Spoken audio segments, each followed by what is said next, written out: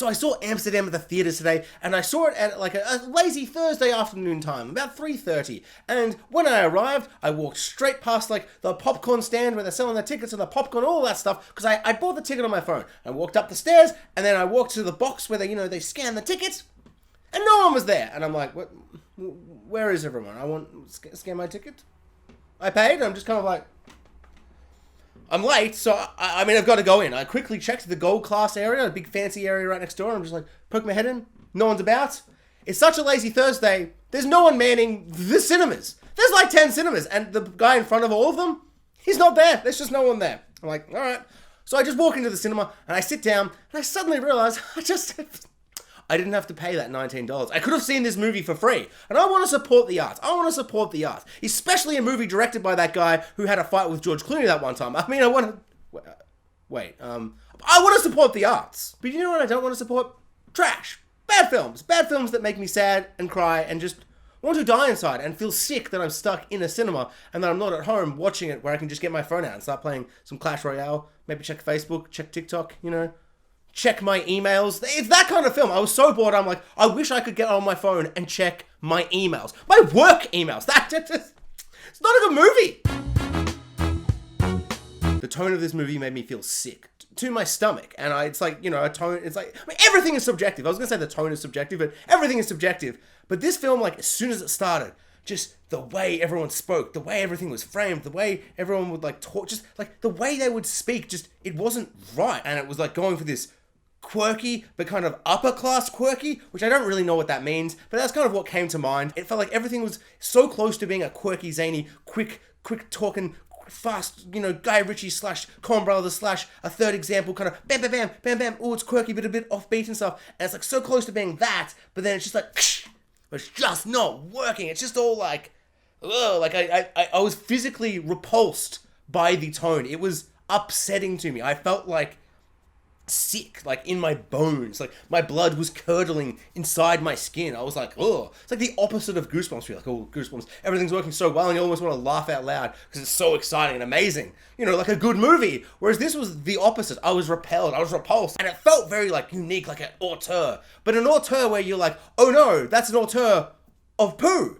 You can still be an auteur, but it's still poo. How did you pay 25 of biggest Hollywood actors of all time to be in this? It must be some kind of sick, twisted game by this director. I mean, it's the director who had a fistfight with George Clooney one time and a list of other things. Google it. It's actually crazy he's still in Hollywood, but also it's not, because Hollywood doesn't seem like it's that great sometimes. So yeah, I guess that's it. It was just some kind of sick, twisted game where he's like, I've had a fight with George Clooney. But the next step up is making every single person in the world think Christian Bale's a bad actor. An impossible feat, but now the impossible has become the possible. He's like the Ethan Hunt of movie directors. Robert De Niro, actually, he was okay. Some of the stuff with him towards the end, especially like a speech he does at one point, pretty good. Actually kind of interesting. And I'm like, wait, what the hell? Was this movie meant to be good? And like that was like an emotional payoff? It's just off. Like it just doesn't work. I'm baffled. I saw it in a cinema with 4 people, and one of them was just laughing like a maniac. So I don't know.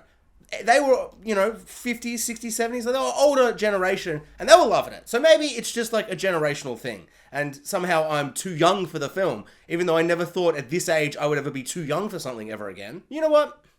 That actually makes me happy.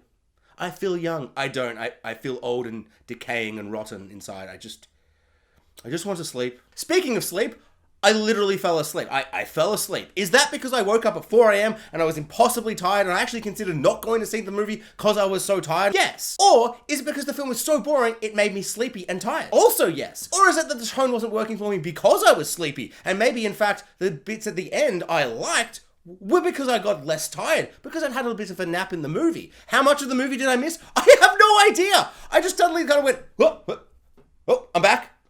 Oh, I fell asleep. Oh. No one's looking at me, so I wasn't snoring. And I didn't feel like I'd missed anything, but I also knew that I had missed at least something. So what's the plot of this movie? For a brief non-spoiler plot.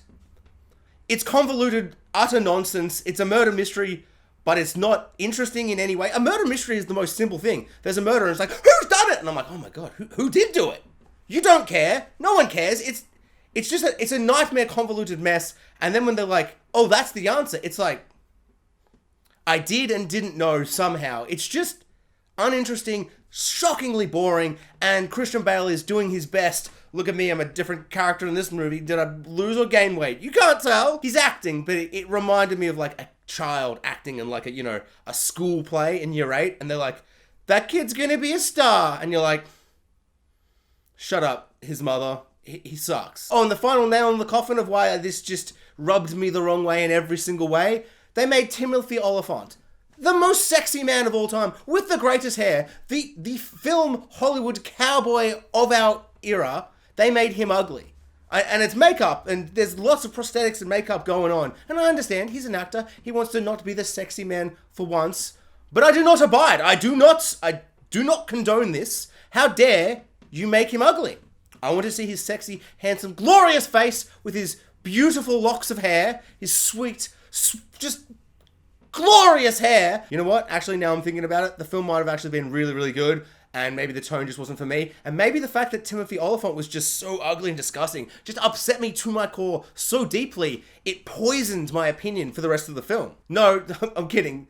The film is the worst thing I've ever seen. I may never go see another movie in the cinemas again, just in fear I have to sit for 2 hours and watch something as bad as Amsterdam.